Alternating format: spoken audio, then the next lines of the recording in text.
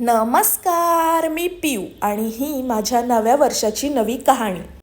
एरवी फुशारक्या मारणाऱ्या मला जरा गर्दी दिसली रे दिसली की माझं भिजलेलं मांजर होतं आणि कुठल्याही क्षणी आता घरी जाऊया म्हणून मी हट्ट करू शकते.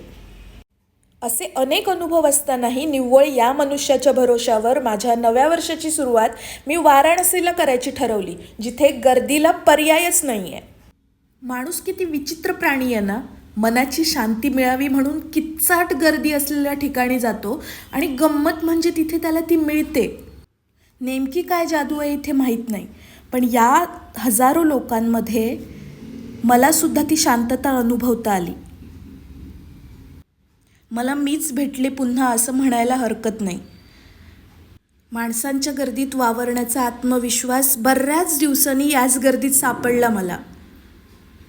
हां, आणिक एक समजलं इथे की बनारसमध्ये ज्या एकात एक गुंतलेल्या अनेक गल्ल्या आहेत ना, तसेच आहेत भंडावून सोडणारे माझ्या मनातले विचार. पण जसा तिथल्या सर्वच गल्ल्यांचा अंत गंगेच्या काठी होतो आणि मग सगळी गुंतागुंत संपते, तसाच माझ्या विचारांचं एक टोक मला परमात्माशी जोडणारं असेल ही आशा बाळगून मला आता पुढचा प्रवास करायचा आहे. आणि हां, गर्दी मला तेव्हाच आवडेल जेव्हा ती माझ्या भोवती नसून माझ्यासाठी माझ्या समोर असेल.